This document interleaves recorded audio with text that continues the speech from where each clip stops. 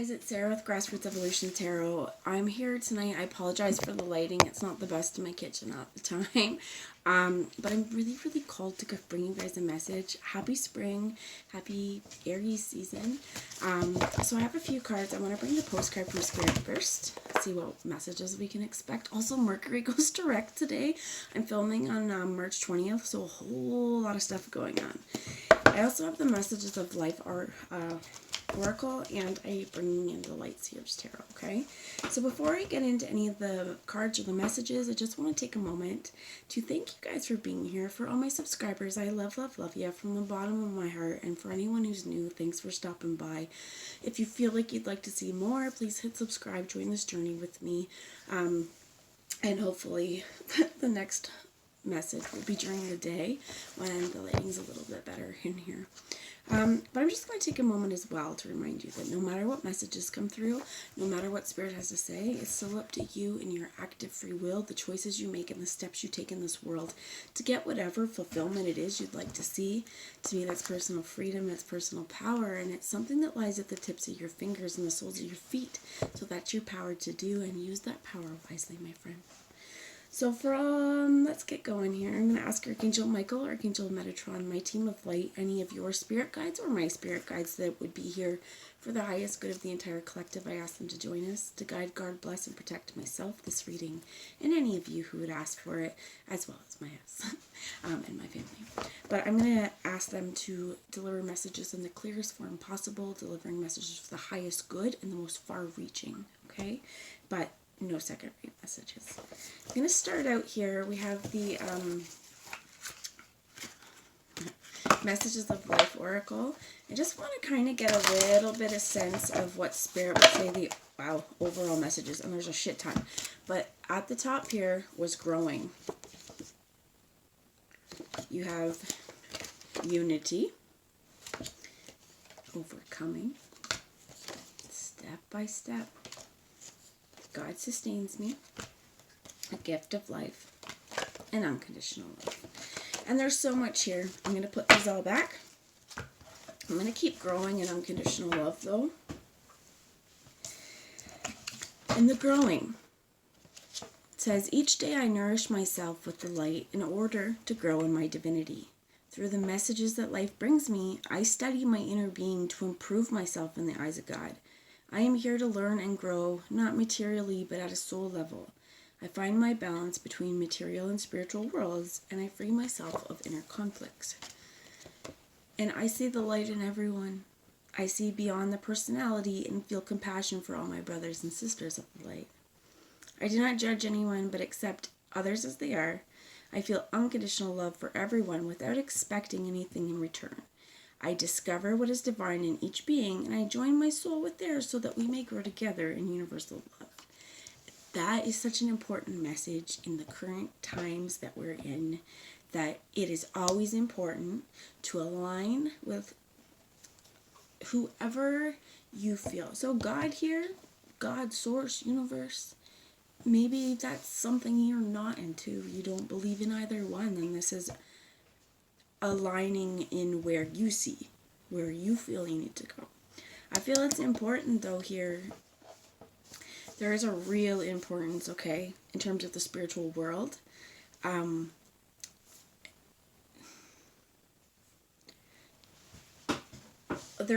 What they're saying is, in terms of this unconditional love, this is for yourself, first and foremost, and for others. And it's not unconditional love in a way that you're going to be unconditional tolerance and acceptance of crappy and shitty behavior towards you, right?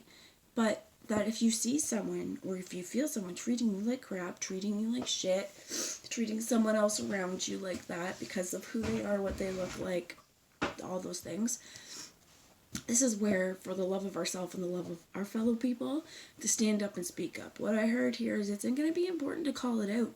It's going to be important as well, especially what I heard is some of the people in our world that this might kind of be coming around in, might be family members, okay, or loved ones, friends, some co-workers, somebody that you're around a lot.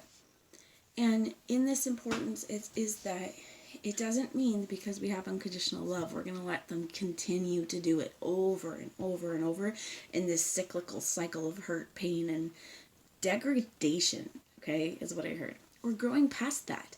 But it's important to know that while these roses are beautiful, they fought to get there. They fought to open up. And not only that, but there's thorns. Take care in how we handle situations. Take care in how we handle each other, our lives, ourselves, our dreams, and our goals. And I love this. I feel unconditional love for everyone without expecting anything in return.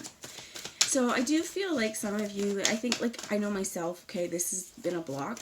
Not that I'm expecting something in return, but sometimes it is the other way around. So I will give and give, but it is where, okay, how I want to put it is like, expecting to be loved the way that you love, and not everyone is capable of doing that.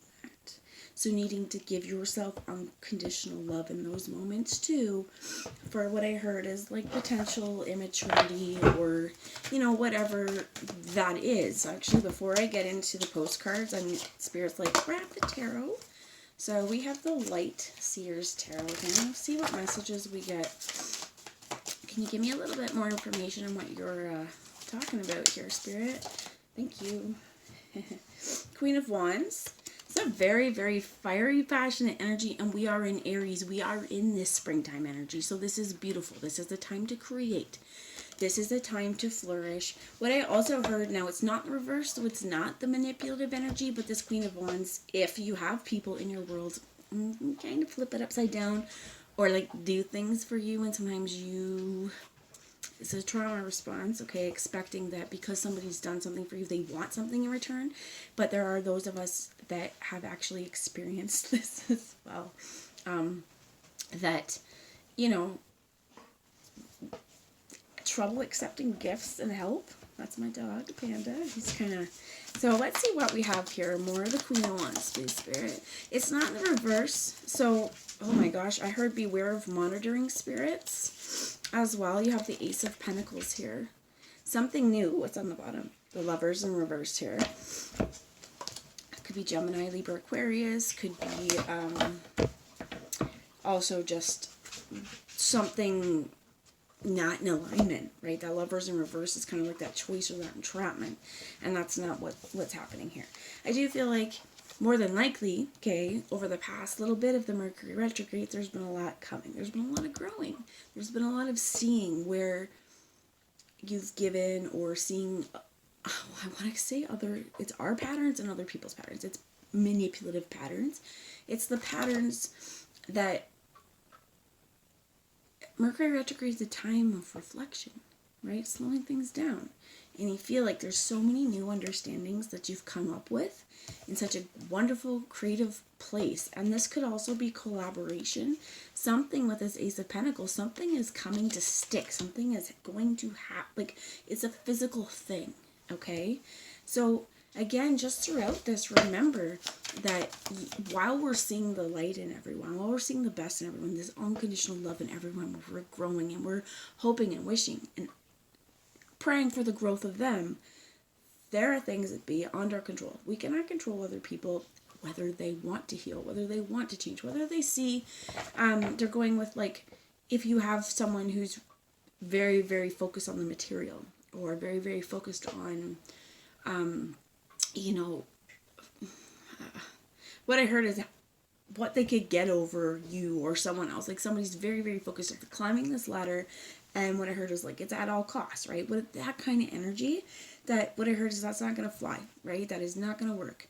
That kind of energy is not going to be cooperative. It is not going to be something, they're like, that's not something that can, hearing it's not going to be done in partnership, okay? Hopefully this makes sense. Tell me about the Ace of Pentacles, please. Queen of Wands. Thank you. Again, they keep telling me again about the unconditional loves.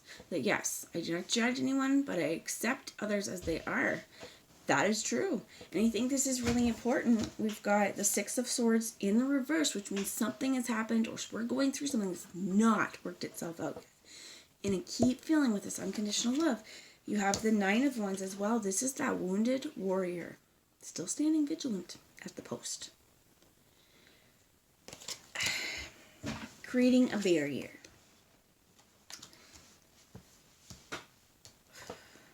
Some of you are dealing with someone who, while we're trying not to judge, they're all about the judging. I heard all about the projecting.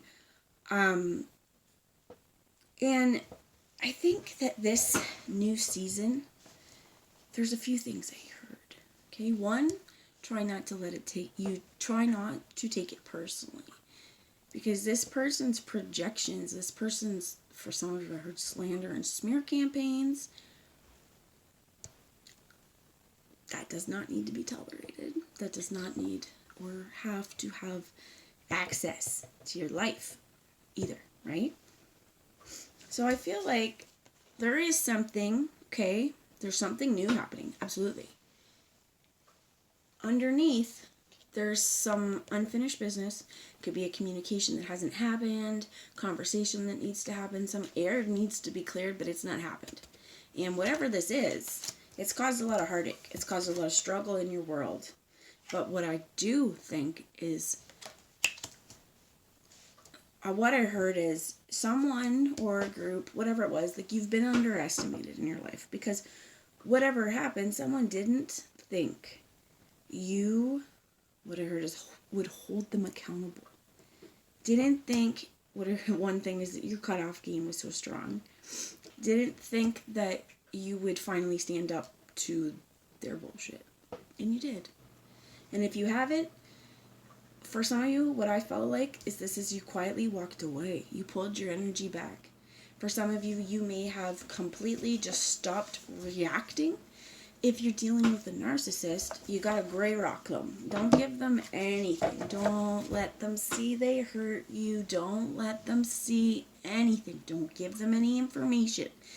Just because we're unconditionally loving and we love people and we can see the best in people does not mean we're going to be unconditionally forgiving and allowing back into our world or our circle. What I heard, I've been listening, when was it earlier, about the snake, right? It can shed its skin. Just gonna be a bigger snake, still snake.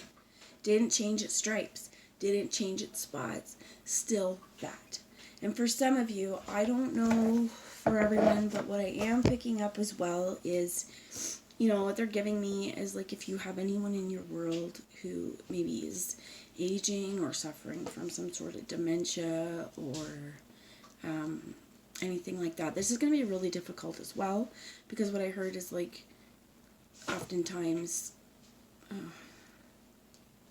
alright, so sometimes the sweet old people that we think are going to be wonderful and whatnot, because that's how you age, they're not going to be like that because they were never like that when they were younger, and they're just now kind of forgetting the social niceties and norms that they're not supposed to do these kinds of things.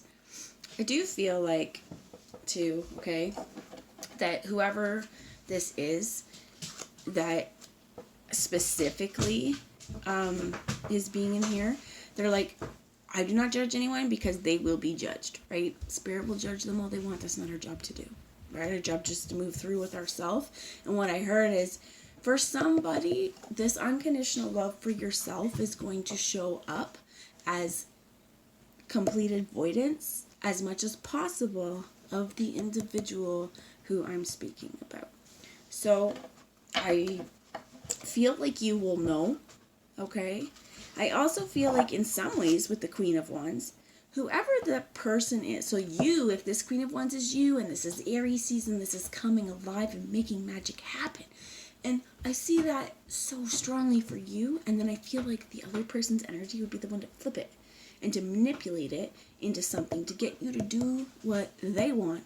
However, if you don't do it in the way that they want, they're going to, or have in the past, created, blocks in your way, have personally taken it their mission to create karma in your life as well.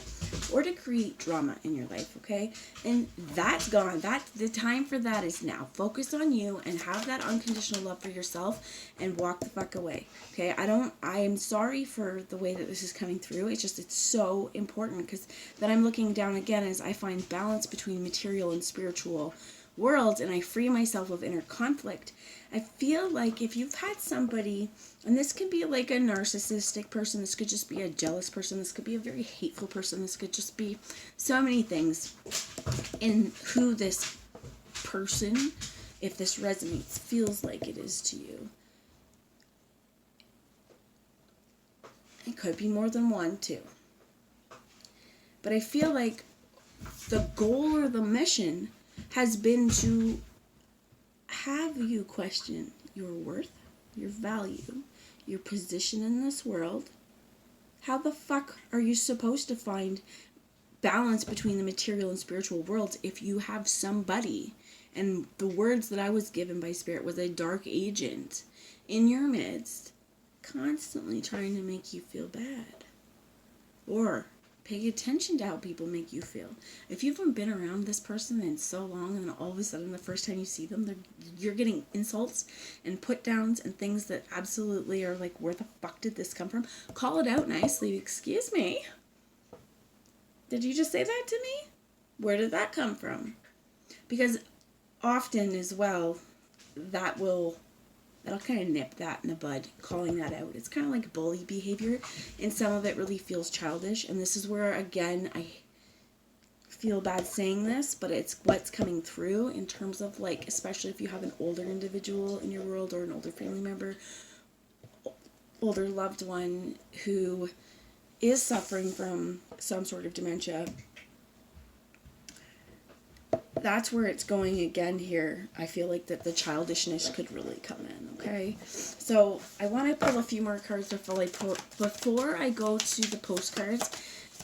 And let's move through that. So Spirit, what else do we need to know for anyone who's resonating with this? You have two cards that came out. The Two of Wands, choosing a path, choosing a direction. I also think all the orange is so important. That's this fire, that's this Aries energy, and that's this Queen of Wands energy, that it is time to do something. It's time to make a choice, make a decision. And you have the Six of Cups here. This beautiful family, beautiful dog. You've got companionship, and friendship is so important in here as well.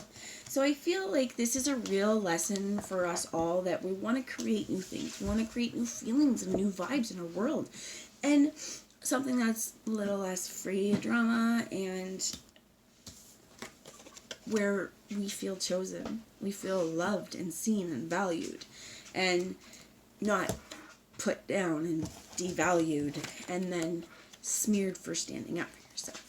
Okay, and that's just the energy I picked up on there. Okay, but I'm going to move on now to one final parting message for you guys from the postcard to Spirit on what is the most important thing to take away from this, moving into Aries season. Spirit, what is the most important thing you would have anyone watching this know?